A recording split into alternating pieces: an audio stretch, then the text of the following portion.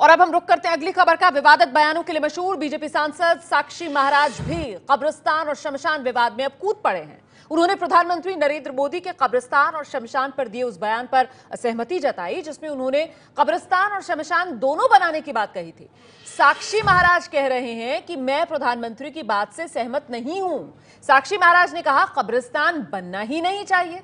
अगर कब्रिस्तान में हिंदुस्तान की सारी जमीन चली जाएगी तो खेती खलिहान कहां होंगे। बीजेपी सांसद साक्षी महाराज का विवादित बयान, कह रहे हैं कि कब्रिस्तान तो बनना ही नहीं चाहिए, हिंदुस्तान में कब्रिस्तान बनना ही नहीं चाहिए। प्रधानमंत्री मोदी के बयान से मैं सहमत नहीं हूं, ये साक्षी महाराज कह रहे हैं। बीजेपी के सांसद साक्षी महाराज जो प्रधानमंत्री मोदी के बयान से ही सहमत नहीं है, असहमति जताई है बीजेपी के सांसद साक्षी महाराज ने प्रधानमंत्री नरेंद्र मोदी के बयान से। कह रहे हैं कि हिंदुस्तान में कब्रिस्तान बनने ही नहीं चाहिए।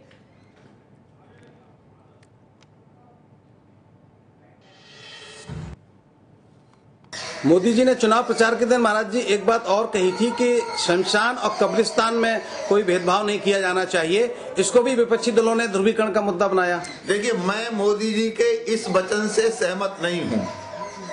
मैं इसे कतई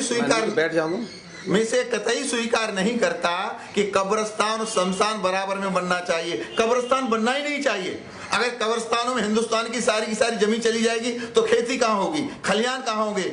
विश्व में जितने भी इस्लामिक देश हैं वहां किसी भी प्रकार से कोई कब्रिस्तान होता ही नहीं है, वहां तो जलाया जाता है। और हम साधु सन्यासी करीब 3.5 करोड़ साधु सन्यासी सारे देश में हैं। हम साधु सन्यासियों में भी परंपरा गाड़ने की है, जलाने की नहीं है। पर मैं यह चाहता हूं, मेरी इच्छा यह है, मोदी से यह निवेदन करना चाहता हूं, शमशान एक हो। वही शमशान जन्नत तक ले जाए, वही शमशान मोक्ष द्वार तक ले जाए, वही स्वर्ग तक ले जाए। मैं यह निवेदन करना चाहूंगा, ऐसा कोई कानून बने जिसमें कब्रिस्तान के लिए कोई जगह नहीं, शमशान सबका संयुक्त हो। और सबका संयुक्त अगर शमशान होगा तो मुझे लगता है इसके परिणाम अच्छे निकल के आएंगे।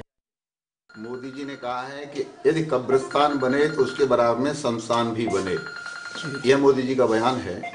मेरा कहना यह है कि हम साधु सन्यासियों को भी जमीन में गाड़ा जाता है, समाधियां बनती हैं।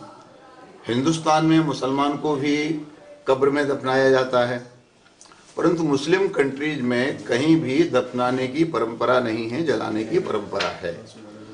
और अगर कब्रिस्तान सारे हिंदुस्तान में बनता रहेगा तो हिंदुस्तान में रहने की जगह ही नहीं मिलेगी, खेती के लिए जगह नहीं मिलेगी जी। तो मेरा तो केवल उद्देश्य यह था कि देश की जमीन तो बहुत कम होती चली जा रही है, जनसंख्या बढ़ती चली जा रही है, और अगर कब्रिस्तान में हिंदुस्तान भर की जमीन चली जाएगी तो लोग रहेंगे कहाँ। मैं असहमत नहीं हूँ मोदी जी से। मोदी जी ने कहा है कि कब्रिस्तान के बराबर में शमशान भी होना चाहिए जी। मैं ये कहता हूँ कि चाहे नाम कब्रिस्तान हो चाहे शमशान हो, दाह होना चाहिए, किसी को गाड़ने की आवश्यकता नहीं है। हम सीधे रुख करते हैं। मेरे साथ मेरे सहयोगी पंकज झा इस वक्त मौजूद है। पंकज, क्या कह रहे हैं साक्षी महाराज? शायद उन्हें खुद ही पता नहीं है, क्योंकि हमने भी दर्शकों को 2 उनके अलग अलग बयान सुनाए। एक में बाकायदा तेज आवाज में वो पंकज, आपको मेरी आवाज मिल रही है? पहले जरा ये बताइए। हाँ जी बिल्कुल जी पंकज, मैं ये कहना चाह रही थी कि आखिरकार साक्षी महाराज के बयानों में इतना विरोधाभास क्यों? क्योंकि हमने दर्शकों को जो उनके 2 बयान दिखाए अलग अलग, एक में बाकायदा तेज आवाज में कह रहे हैं मैं प्रधानमंत्री मोदी की बात से सहमत नहीं हूं, कब्रिस्तान तो बनने ही नहीं चाहिए, ऐसा कानून बना देना चाहिए कि कब्रिस्तान बने ही नहीं। फिर दूसरा बयान उनका आया जिसमें कह रहे हैं नहीं, मैं प्रधानमंत्री मोदी की बात से असहमत नहीं हूं, मैं कब्रिस्तानों को लेकर कुछ कह रहा हूं। और फिर कुछ जिक्र वो इस तरीके का भी कर रहे हैं कि कई मुस्लिम देश ऐसे हैं जहां पर दफनाया नहीं जाता है मुसलमानों को। इतना कंफ्यूज क्यों हो गए हैं साक्षी महाराज? यूपी चुनाव का इफेक्ट इसे माना जाएगा उन पर? देखिए, ये बात जरूर है कि जिस तरीके से बीजेपी ने सोचा था वो चीजें उस तरीके से हो नहीं रही हैं। बात शुरुआत में आपको याद होगा सबका साथ सबका विकास की बातें, ये सब बेमानी है। शुरुआत विकास के एजेंडे पे हुई थी पहले दौर के मतदान में। और अब देखिए, योगी आदित्यनाथ हो, खुद प्रधानमंत्री मोदी हो, अमित शाह हो या योगी आदित्यनाथ हो, सब एक तरह की भाषा बोल रहे हैं। कब्रिस्तान, शमशान, बिजली को लेकर के ईद और दिवाली तरह की चीजें। और साक्षी महाराज तो एक कदम और आगे बढ़ गए हैं। वो कह रहे हैं कब्रिस्तान बनना ही नहीं चाहिए। वो जान रहा है, वो बिल्कुल जान रहे हैं कि उन्हें क्या कहना है और इसका क्या असर होगा। ये ध्रुवीकरण की पूरी कोशिश है। पूर्वांचल में जो 2 अगले चरणों में चुनाव है उसमें क्या कहना है, क्या बोलना है, ताकि चीजें किस तरीके से जाए, ये सब समझ बूझ कर किया जा रहा है।